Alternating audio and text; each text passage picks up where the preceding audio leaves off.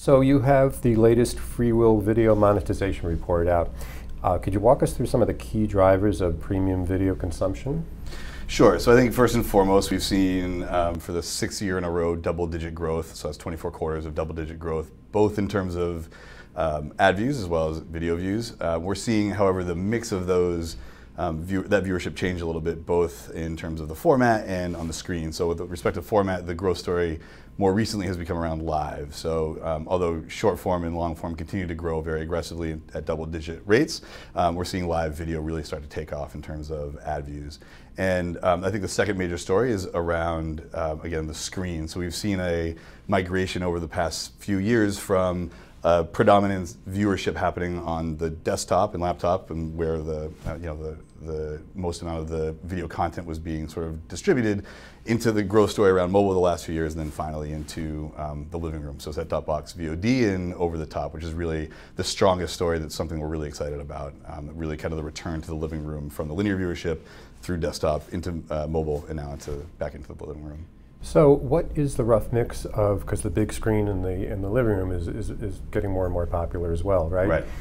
Is that close to the mobile consumption? Or? Actually, yeah, for the first year, it's the biggest category. So if you aggregate mobile and tablet, the phone and tablet together, and you look at desktop, I think this year it's 41% of our ad views came from the living room environment, set-top box, VOD, and over-the-top devices, and it was a little bit less on the other two formats. So this is the predominant amount of the viewership that we're seeing, both from an ad view and from viewership consumption, and we expect that to continue to grow as more content is available, and as people come back and say, look, what I'm really looking for is a premium video experience, and that is in the living room on the same TV set that you're watching through your traditional set-top box environment. So you mentioned the big increase in live digital content. Are you seeing a concurrent increase in the use of dynamic ad insertion?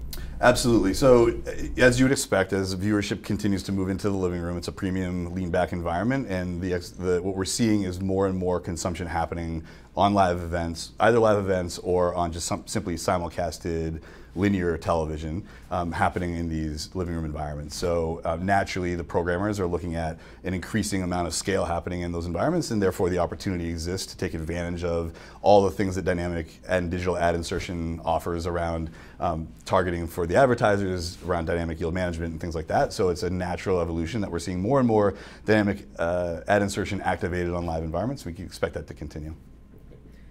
So again, from the FreeWheel Video Monetization Report, ad blocking was a big issue faced by digital media publishers last year. What do the data in your report illuminate? Well, I think that it illuminates the fact that the ad blocking issue that popped up, in which is sort of was the topic of du jour before more recent topics in the past quarter or so.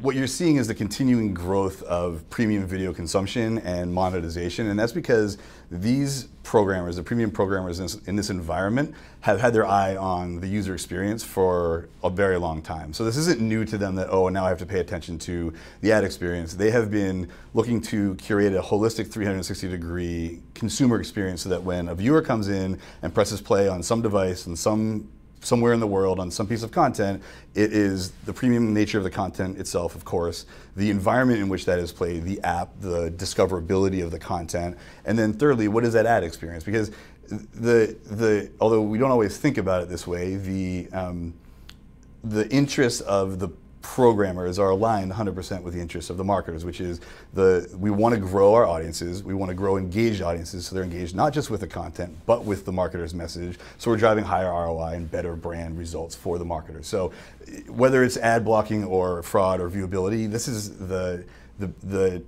fundamental game of the programmers, the premium programmers. The fundamental sort of reason for being is to provide that premium environment. So we didn't see a big blip because we expect that the premium nature of this content will continue to be the leading growth story in the marketplace. So safe environments have captured a lot of headlines of late. What has really changed about this issue from, say, a year ago? Illumination, I think, as we saw from some of the more recent news, this is just it's just the thing that's kind of the current vernacular or the current story of the day.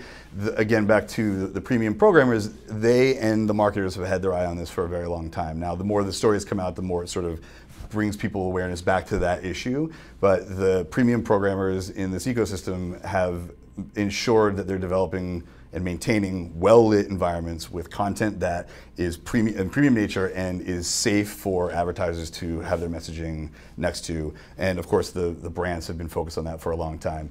It's critical for both sides of that equation to continue to coordinate such that they can ensure that, again, the programmers are continuing to make sure they have well-lit inventory that enables the advertisers to make sure they're reaching the right audience in a brand safe manner, and for the agencies to ensure they're stewarding their clients' business in a way that's pointed at that type of content where there isn't this concern about fraudulent traffic or brand safety or lack of viewability.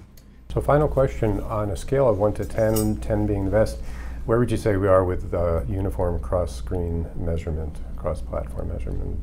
I don't know that we ever believe, though, that there's going to be a single source of truth the way that we've been accustomed to with, a single sort of currency on one screen. As we look at marketers intending for their campaigns to do different things on different devices, and whether it needs to be aligned to the specific goals of a given campaign and a given marketer. So some marketers might really want to focus on viewability and might want to focus on attribution. Others are focusing on ROI, well, they're all focusing on ROI, but others are focusing on brand outcomes, and that's what they're really focused on. So I think what's most important is that we enable the ecosystem to target on and measure by whatever is relevant to the buyers, and that's a lot of the work that we're doing at FreeWheel's to ensure that we have that capability and that the programmers can express that inventory in a way that matches the goals of an individual advertiser in their campaign.